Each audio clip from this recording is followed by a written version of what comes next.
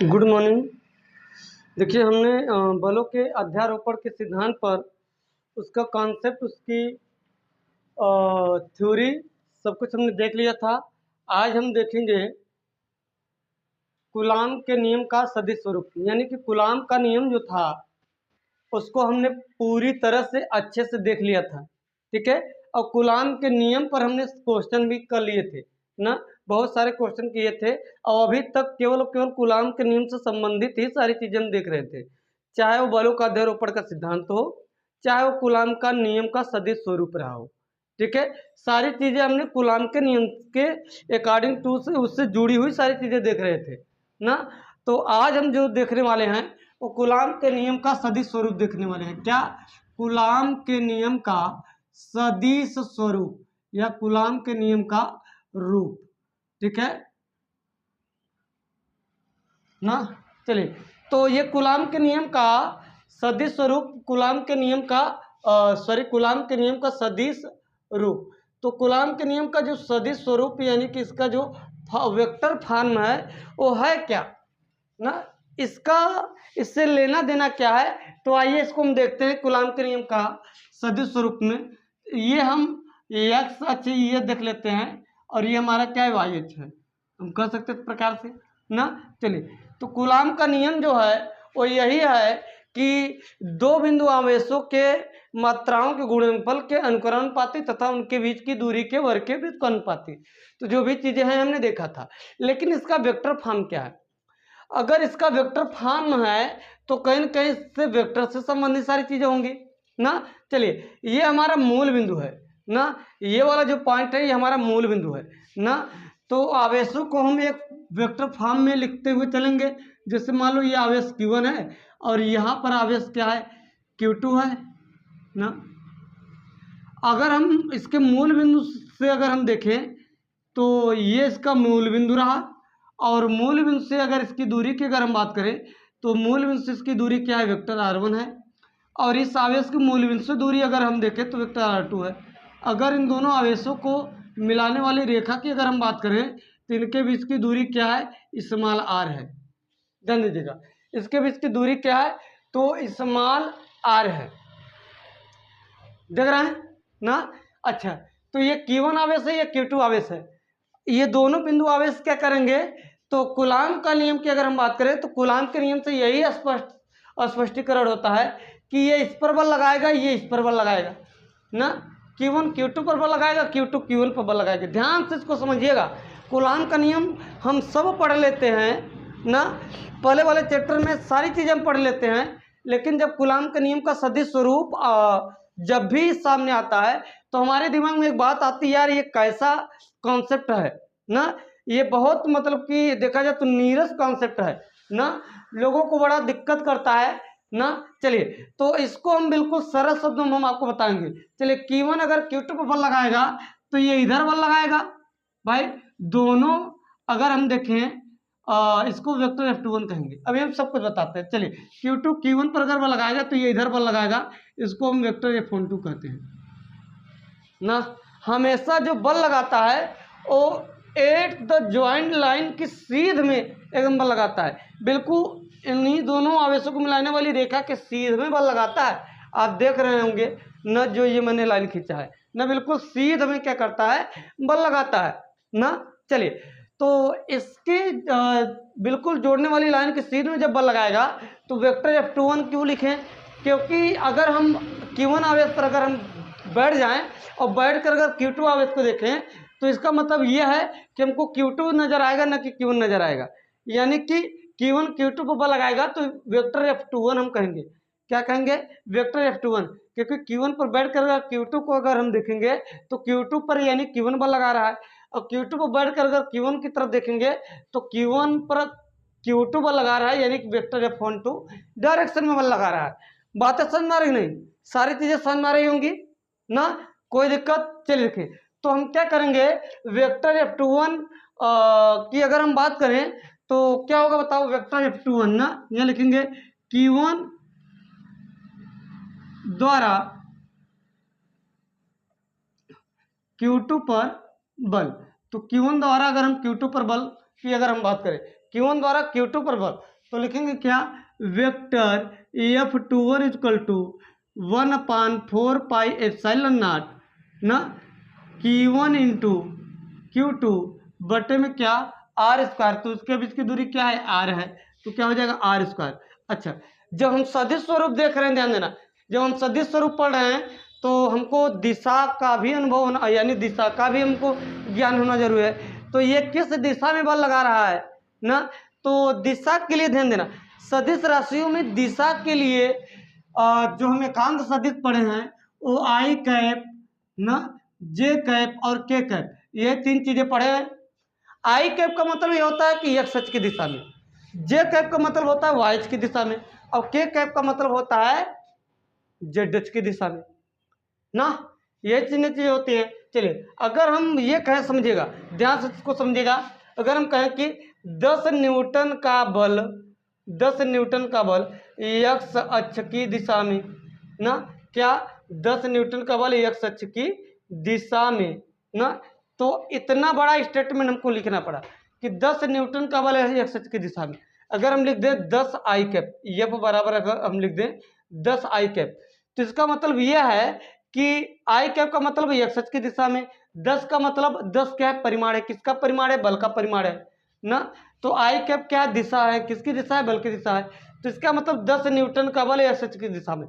इतना बड़ा स्टेटमेंट लिखने से अच्छा है हम इतने छोटे से शब्दों में लिख दें ना। इसीलिए सदिश राशियों को व्यक्त करने के लिए, दिशा को बताने के लिए आई कैप, जे कैप, के कैप को रूप में लोगों ने, यानी कि साइंटिस्टों ने इसका उपयोग किया कि बहुत बड़े स्टेटमेंट को छोटे से शब्दों में लिखने के लिए हम क्या करते हैं, आई कैप, जे कैप और के कैप को क्या करते हैं, यूज करते हैं। बात समझना, आई कैप, जे कैप और के कैप को क्या करते हैं, यूज करते हैं। बात समझना ना। अच्छा, अब यहाँ पर दिशा के लिए, यहाँ पर अगर हम बात करें दिशा के लिए, तो हमने पढ़ा है कि एक कैप बराबर परिमाण वेक्टर ए का बट्टे में, सदिश, यानी एक का सदिश बट्टे में ए का परिमाण ना, एक कैप बराबर क्या आ जाएगा, एक कैप बराबर वेक्टर ए बट्टे में ए। तो अगर हम यहाँ पर बात करें, तो आर कैप हम लिख सकते हैं, क्या लिख सकते हैं, आर कैप ना, आर कैप 2 यानी कि अगर आर कैप 2 लिखा गया, इसका मतलब यह है कि जो बल लगने की जो दिशा है वो, यानी कि यहाँ से, यानी कि Q1 Q2 पर बल लगा रहा है, किस दिशा में, इस दिशा में बल लगा रहा है। इसका मतलब ये हुआ, आर कैप 2 का मतलब ये हुआ कि आर कैप 2 का मतलब 2 पर बल लगा रहा है, पहला वाला ना, इसका मतलब ये हुआ कि 2 पर बल लगा रहा है, पहला वाला, किस दिशा में, आर कैप 2 दिशा में ना। इसका मतलब यही हुआ, बात समझने, कि आर कैप 2 का मतलब ये हुआ कि आर कैप 2 यानी कि हम अगर Q1 पर खड़े हो जाएं तो किधर हमको नजर आएगा, Q2 नजर आएगा। तो जो विस्थापन की जो दिशा होगी ना, वो उसकी भी दिशा किधर होगी, इस दिशा में होगी ना। आर कैप 2 का मतलब अगर कहीं ऐसे लिखा है, इसका मतलब यह है कि हम 2 की तरफ जा रहे हैं, पहले से हम 2 की तरफ, ये देखो R1 है, ये R2 है, इसका मतलब यह है कि हम 2 की तरफ जा रहे हैं बल लगाते हुए, पहले की ओर से ना, यानी कि पहला वाला दूसरे पर बल लगा रहा है, इसका मतलब ये हुआ। अच्छा, अगर इस रूप में अगर हम इसको लिखें तो आर कैप 2 बराबर हो जाएगा माड में वेक्टर R21 बटे में आर ना, क्योंकि नीचे वाला केवल और केवल किसको दर्शाता है, केवल और केवल परिमाण को दर्शाता है, तो इसके बीच की दूरी एक परिमाण के रूप में जो है आ रही है, क्या है, आ रही है, चाहे इधर से इधर चले उतना, चाहे इधर से इधर चले, दूरी उतनी ही रहेगी, बदलेगी नहीं। चलिए देखिए, अब हम अगर इसको आगे लिखें तो वेक्टर F21 इक्वल टू आ जाएगा 1/4πε0 Q1 इंटू Q2 बट्टे में आर स्क्वायर इंटू, इसका मतलब क्या हो जाएगा, माड में वेक्टर R21 बट्टे में आर, तो आ जाएगा vector F21 equal to 1/4πε0 Q1 into Q2 बट्टे में आर का क्यूब माड of vector R21। It is question number first.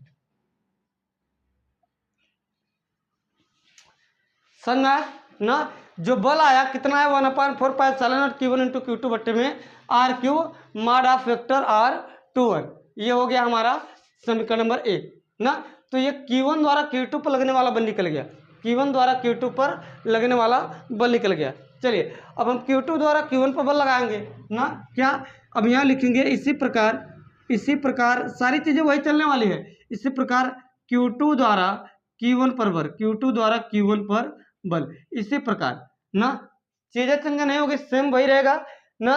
तो हम डायरेक्टली लिख सकते हैं जिस प्रकार इसको हमने लिखा, तो vector F12 equal to 1/4πε0 Q1 into Q2 बटे में R का cube mod of vector R12 ना, it is question number second. सारी चीज़ें वैसे ही होने वाली है जैसे मैंने इसके लिए सारी चीज़ समझाया, तो सारी प्रोसेस के लिए भी वही होने वाला है ना। तो ये हो जाएगा हमारा vector F12 equal to 1/4πε0 Q1 into Q2 बटे में R cube mod of vector R12, it is question number second. ठीक है,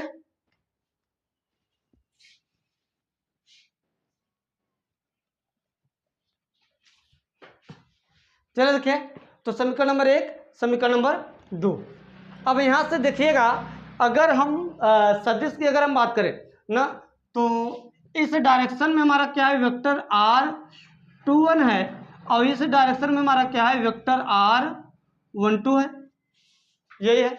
अगर हम एक की दिशा को चेंज करेंगे ना, क्योंकि परिमाण के तौर पर अगर हम बात करें तो दोनों परिमाण के तौर पर R चाहे इस साइड से इस साइड करो, चाहे इस साइड से इस साइड करो ना। अगर आप पढ़े हो कि वेक्टर ए बी को अगर हम बी ए लिख सकते हैं, वेक्टर बी ए तभी लिख सकते हैं बराबर में जब माइनस के चिन्ह लगाएंगे ना, या पढ़े हो 11वीं फिजिक्स में, आप पढ़े हो ना वेक्टर में ना। तो इसी प्रकार हम यहाँ पर कर सकते हैं कि vector mod of vector R21 equal to minus में वेक्टर R12 ना। आप तभी लिख सकते हो जब आप माइनस चिन्ह का उपयोग करेंगे ना, माइनस चिन्ह का उपयोग करेंगे तभी आप लिख सकते हो ना। चलिए तो यहाँ लिखेंगे समीकरण 1 से, समीकरण 1 से अगर हम बात करें तो समीकरण 1 हमारा क्या है, vector F21 equal to 1/4πε0 Q1 into Q2 बटे में क्या है बताओ, Q1 इंटू Q2 बटे में क्या है, R का क्यूब ना, R का क्यूब इंटू में क्या आ जाएगा, वेक्टर R21 ना। और मैंने बताया वेक्टर R21 के बराबर आप तभी लिख सकते हो जब माइनस आप वेक्टर R12 लिखोगे तभी। तो यहाँ जाएगा vector F21 equal to 1/4πε0 Q1 into Q2 बटे में R का क्यूब, यहाँ पर लिख देंगे इंटू में क्या, माइनस वेक्टर R21 ना। और ये माइनस चिन्ह जो है, ये माइनस चिन्ह यहाँ पर लग जाएगा, तो vector F21 equal to minus 1/4πε0 ना, 1/4πε0 Q1 इंटू Q2 बटे में R का क्यूब वेक्टर में मॉड ऑफ, यहाँ पर 12 हो जाएगा ना, और सॉरी यहाँ पर 21 है, यहाँ पर 12 हो जाएगा। ठीक है, 12 यहाँ पर भी क्या आ जाएगा, 12 ना। चलिए अब ये किसके बराबर है, आप देख सकते हैं वेक्टर F12 के बराबर है। अगर इस पूरे वैल्यू की अगर हम बात करें तो ये वैल्यू किसके बराबर है, वेक्टर F12 के। तो यहाँ लिखेंगे vector F21 equal to minus vector F12 ना। तो आप देख सकते हैं कि दोनों बल क्या हैं, बराबर हैं और विपरीत दिशा में। आप देख लीजिए ना, इसका रिजल्टेंट आप देख लीजिए, दोनों बल क्या है, बराबर हैं लेकिन विपरीत दिशा में। मतलब हम कह सकते हैं कि अगर कूलाम के नियम की अगर हम बात करें कि दोनों आवेश अगर सेम चार्जेस के हैं ना, यानी कि दोनों का नेचर क्या है, सेम है, यानी कि प्लस प्लस या माइनस माइनस ना, तो दोनों आवेश एक दूसरे पर बराबर बल लगाएंगे लेकिन विपरीत दिशा में। इसका मतलब यही है, सदिश स्वरूप यानी बताने का तात्पर्य यही होता है कि आपको अच्छे से कॉन्सेप्टुअल सारी चीज़ें आपको ये क्लियर हो जाए कि कूलाम का जो नियम है ना, वो अगर सेम चार्जेस है तो एक दूसरे पर बराबर बल लगाता है और विपरीत दिशा में लगाता है। क्या, बराबर बल लगाता है, विपरीत दिशा में लगाता है। इसका मतलब यही समझ में आता है ना कि दोनों चार्जेस जो होंगे बराबर बल लगाएंगे एक दूसरे पर और विपरीत दिशा में लगाएंगे। इसका मतलब यहाँ पर यही है ना। अच्छा, अगर इसको 75 करें तो vector F21 plus vector F12 equal to क्या आ जाएगा, 0 ना। तो किसी चार्जेस के लिए, पर्टिकुलर किसी चार्जेस के लिए परिणामी बल का जो मान होगा वो क्या हो जाएगा, 0 हो जाएगा। ठीक है,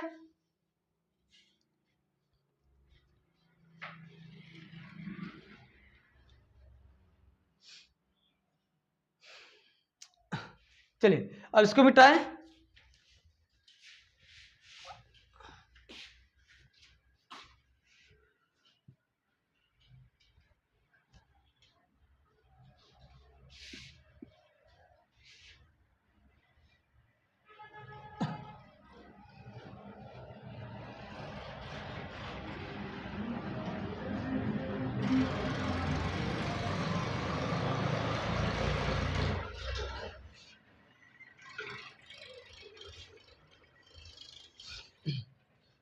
चल देखें, तो ये चीज़ें क्लियर होंगी। इसको आप अगर नहीं समझना होगा, इसको आप एक दो बार रिपीट करके देख लेंगे, आपको बेहतर ढंग से ये चीज़ें क्लियर हो जाएंगी। इसके बाद इसी कॉन्सेप्ट को लेकर थोड़ी सी ज़्यादा दिक्कतें आती है लोगों को, ठीक है। चलिए अब अगला है कूलाम के नियम की क्या है, सीमाएं हैं ना। तो कूलाम के नियम की सीमा क्या है ना। चलिए देखिए, कूलाम के नियम की सीमा यानी कि जो कूलाम ने नियम बताया उसकी सीमाएं क्या है। कूलाम के नियम की सीमाएं ना, यानी कूलाम का नियम हम कहाँ लगा सकते हैं, कहाँ नहीं लगा सकते हैं ना। चलिए तो पहला नियम है कि कूलाम का जो नियम है, ध्यान देना, कूलाम का जो नियम है, कूलाम का नियम बिंदु आवेशों के लिए सत्य है। कूलाम के नियम जो है ना, कूलाम के नियम बिंदु आवेशों के लिए क्या है, सत्य है। बिंदु आवेशों के लिए सत्य है, सत्य है। चलिए देखिए ना, तो इसको हम कह सकते हैं इसकी साइज की तुलना में ना, साइज की तुलना जो कि लेस देन आर।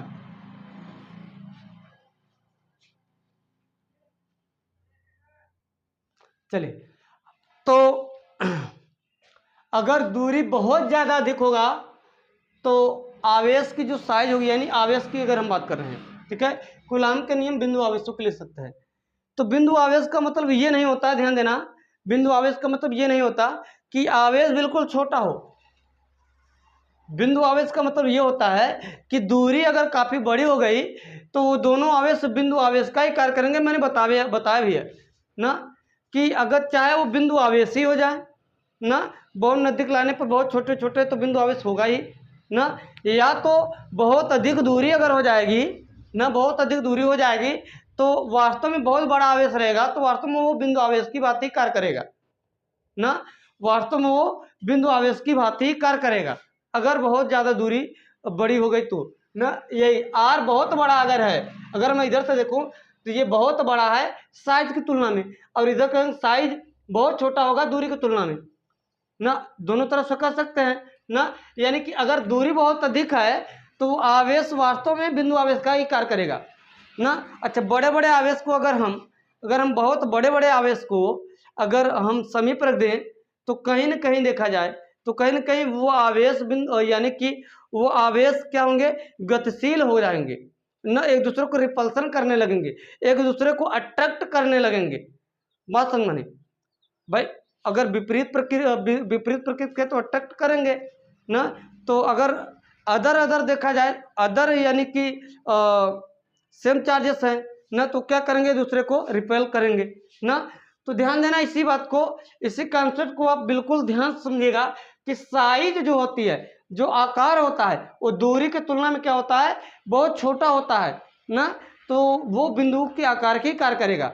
बात समझ में। तो कूलाम का नियम जो बिंदु आवेशों के लिए क्या है, सत्य है। चलिए उसके बाद दूसरा क्या है, यह केवल स्थिर आवेश के लिए है, यह केवल स्थिर आवेशों के लिए है, यानी कि गतिमान आवेशों के लिए कूलाम का नियम नहीं लगा सकते हम, यह केवल स्थिर आवेशों के लिए ही सत्य है ना। जो कूलाम का जो नियम होता है यह केवल स्थिर आवेशों के लिए नहीं, ये केवल स्थिर आवेशों के लिए सत्य है। आप इसको गतिमान आवेशों के लिए नहीं लगा सकते ना, इस नियम को हम गतिमान आवेश के लिए नहीं लगा सकते। यह नियम केवल स्थिर आवेशों के लिए ही क्या है, सत्य है।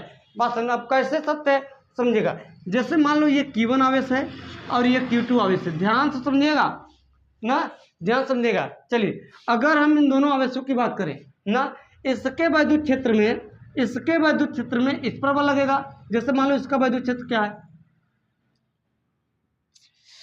इसका वैद्युत क्षेत्र क्या है, मान लो जैसे इसका वैद्युत क्षेत्र यहाँ पर है, E1 बताएगा, इसका वैद्युत क्षेत्र यहाँ पर क्या बताएगा, E1 ना। चलिए तो यह बराबर हम क्या पढ़े, यह बराबर हम पढ़े Q into E ना। तो इस पर कितना बल लगेगा, अगर Q2 आवेश है तो E1, तो इस पर मान लेते हैं बल F1 बराबर Q2 इंटू E1 ना। ध्यान देना, इसके वैद्युत क्षेत्र में इसका वैद्युत क्षेत्र क्या है E1, यानी इस आवेश कारण यहाँ पर जो वैद्युत क्षेत्र दर्शा रहा है कितना दर्शा रहा है E1 ना। चलिए, और इसके वैद्युत क्षेत्र में इस पर बल लगेगा, तो इस आवेश कारण इस पर वैद्युत क्षेत्र कितना बता रहा है, तो हम बता देते हैं E2। बात समझ, तो इसके वैद्युत क्षेत्र में इस पर बल लगेगा, इसके वैद्युत क्षेत्र में इस पर बल लगेगा। जो आवेश एक दूसरे को जो बल लगाते हैं ना, उसका तात्पर्य क्या होता है, इसके वैद्युत क्षेत्र में इस पर बल लगता है, इसके वैद्युत क्षेत्र में इस पर बल लगता है, यानी इस आवेश कारण यहाँ पर तीव्रता कुछ न कुछ होगी ना, तो जो भी तीव्रता होगी उसी पर तो इस पर बल लगेगा ना। इसके वैद्युत क्षेत्र में इस पर बल लगेगा, इसके वैद्युत क्षेत्र में इस पर बल लगेगा। और ये जो वैद्युत क्षेत्र एक आवेश से दूसरे आवेश पर जो वैद्युत क्षेत्र का जो प्रभाव होता है ना, उसकी जो वेलोसिटी होती है ना, वो प्रकाश के वेग के लगभग बराबर होती है ना, प्रकाश के वेग के बराबर लगभग होती है। यानी इसके कारण इस पर जो वैद्युत क्षेत्र का जो प्रभाव होता है वो प्रकाश के वेग के बराबर जाता है ना। किसके बराबर जाता है, प्रकाश के वेग के बराबर जाता है। जो अभी आप पढ़े हो कि कूलाम का नियम जो है, एक दूसरे पर कूलाम का नियम का सदिश स्वरूप न बराबर बल लगाता है विपरीत दिशा में होता है, तो इसी चीज को यहाँ पर समझना है ना, इसलिए हमने आपको कूलाम के नियम का सदिश स्वरूप पहले बताया। बात समझ रही नहीं। चलिए, तो इसके कारण इस पर जो बल लगाएगा ये बराबर Q2 इंटू E1, और इस वैद्युत क्षेत्र के कारण इस पर जो बल लगाएगा Q1 इंटू E2 बल लगाएगा।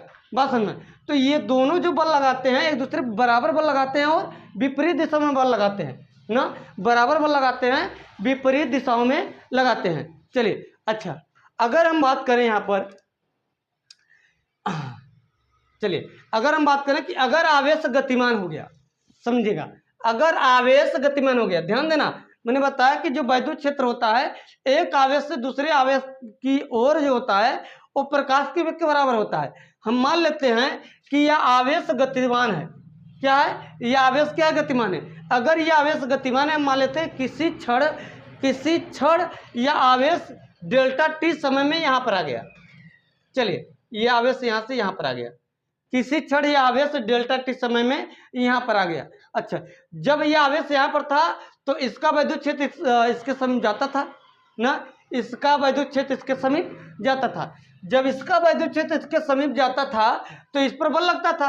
अब आवेश जब यहाँ से यहाँ पर आ गया, अब यहाँ पर जब आवेश आ गया तो यहाँ से आवेश जब चलकर यहाँ पर आ गया तब यहाँ से भी तो वैद्युत क्षेत्र जाएगा ना। अच्छा, लेकिन जब यहाँ से आवेश यहाँ पर आया, और सॉरी, यहाँ से आवेश का वैद्युत क्षेत्र यहाँ पर जब आया, अब यहाँ पर जब आवेश आएगा तब यहाँ से जो इसका वैद्युत क्षेत्र यहाँ पर जब गया था तो उसी वैद्युत क्षेत्र के कारण इस पर बल लगा रहा था ये वाला आवेश ना। जब यहाँ पर आ गया तो कहीं न कहीं कुछ समय लगेगा, समझिएगा। जब ये आवेश यहाँ से यहाँ तक आया तो आवेश को यहाँ से यहाँ तक आने में मान लेते बहुत कम समय लगा, लेकिन कुछ भी तो लगा होगा ना।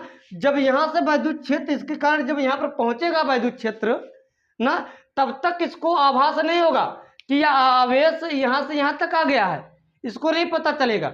बात समझ में, इस वाले आवेश को नहीं पता चलेगा कि ये वाला आवेश हमारे नजदीक आ रहा है। बात समझ में। अच्छा, जब तक इसको अनुभव होगा तब तक वैद्युत क्षेत्र, इसी वाले वैद्युत क्षेत्र का बल इस पर लग रहा होगा ना, और ये इस पर बल लगा रहा होगा। बात समझ। लेकिन जब इसके थोड़ा सा नजदीक जब पहुंचेगा, जब इसका वैद्युत क्षेत्र इसके जब समीप आएगा ना, जब इसके समीप जब आएगा तब क्या होगा बताओ, तब बल का मान बदलेगा कि नहीं बदलेगा, बल का मान तो बदल जाएगा। और जब बल का मान जब बदलेगा ना, लेकिन इसको इस बात को समझ, इसको इस इंफॉर्मेशन पहुंचने में जो समय लगेगा ना, उसके कारण ये इस पर बल उतना ही लगा पाएगा। बात समझ में, इसके कारण उस पर उतना ही बल लगा पाएगा। बात समझ, यानी कि बल कितना लगाएगा, बल बराबर ही लगाएगा ना। इसीलिए हमने बताया कि कूलाम का जो नियम है स्थिर आवेशों के लिए क्या है, सत्य है। स्थिर आवेशों के लिए क्या है, सत्य है। अच्छा, जब इसका वैद्युत क्षेत्र इसके समीप जब जाएगा तब बल क्या होगा, परिवर्तित होगा ना, तब बल क्या होगा, परिवर्तित होगा। अच्छा, ये इस पर जब बल ये इस पर जितना बल लगाएगा ये इस पर उतना बल नहीं लगाएगा। ध्यान देना, दोनों बल क्या हो जाएंगे, बदल जाएंगे। जब दोनों बल बदल जाएंगे तो इसीलिए मैंने कहा कि जो कूलाम का नियम होता है वो केवल स्थिर आवेशों के लिए क्या है, सत्य होता है। कूलाम का नियम जो होता है स्थिर आवेशों के लिए क्या है, सत्य होता है। ये बातें हम आपको इसलिए बताया ताकि आपको ये चीज़ें समझ में आ जाए। बात समझ में, हालांकि ये चीज़ें थोड़े से ऊपर लेवल की चीज़ें हैं। बात समझ में, ये चीज़ें जो हैं आपको स्टैंडर्ड लेवल यानी कि high school sorry inter level की ऊपर की चीज़ें हैं, बट हमने आपको बताया, समझ में आया होगा तो ठीक है, नहीं तो उसको आप कई बार रिपीट करके देखेंगे तो आपको क्लियर होगा। ठीक है, चलिए, तो कूलाम का नियम क्या है? पहला, बिंदु आवेशों के लिए सत्य है। दूसरा क्या है? स्थिर आवेशों के लिए ही कूलाम का नियम सत्य है।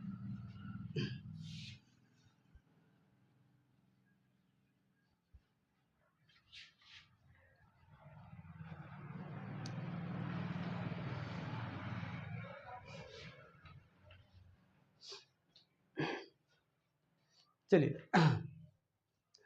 उसके बाद क्या है?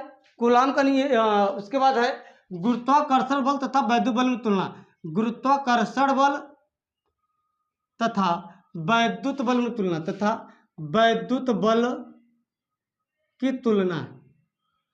गुरुत्वाकर्षण बल तथा वैद्युत बल की तुलना। चलिए, हम मान लेते हैं यहाँ पर गुरुत्वाकर्षण बल है, क्या गुरुत्वाकर्षण बल है, और यहाँ पर वैद्युत बल है ना। यहाँ पर क्या गुरुत्वाकर्षण बल है और यहाँ पर वैद्युत बल है। चलिए देखिए, तो पहली बात तो ये जानते हो कि गुरुत्वाकर्षण बल जो होता है वो वैद्युत बल की तुलना में नगण्य है।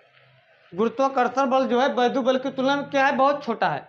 ठीक है, जो गुरुत्वाकर्षण बल है वैद्युत बल की तुलना में बहुत छोटा है।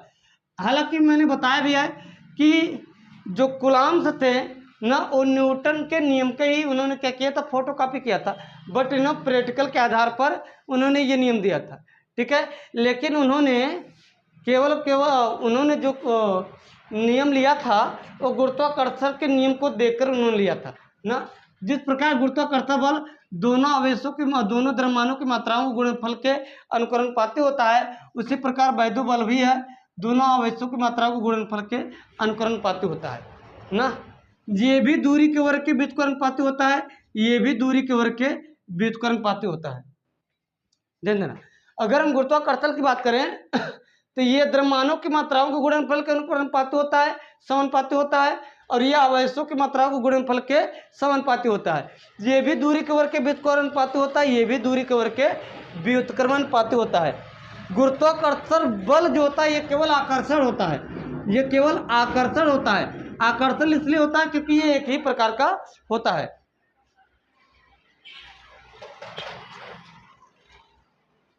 ना, ये केवल एक प्रकार का होता है, इसलिए ये केवल आकर्षण बल का प्रभाव दर्शाता है। और ये जो है वैद्युत बल जो है ये दो प्रकार का दर्शाता है, ये आकर्षण प्रतिकर्षण दोनों, इसलिए क्योंकि जो आवेश होता है दो प्रकार का होता है, आवेश दो प्रकार का होता है, इसीलिए जो वैद्युत बल होता है आकर्षण और प्रतिकर्षण दोनों दर्शाता है।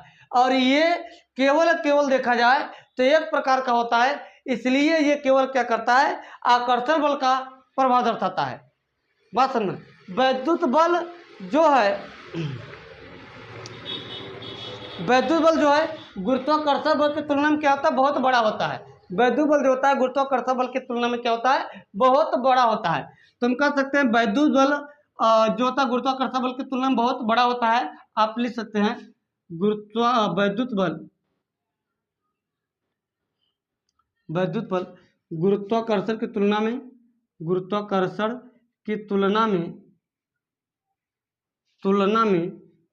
बड़ा होता है, बहुत बड़ा होता है। ठीक है ना, और इसी को उल्टा हम कह सकते हैं गुरुत्वाकर्षण बल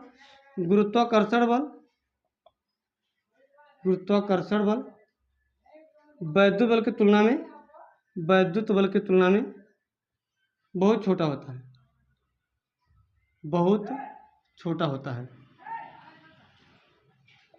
ठीक है, बहुत छोटा होता है। वैद्युत बल गुरुत्वाकर्षण बल की तुलना में बहुत बड़ा होता है।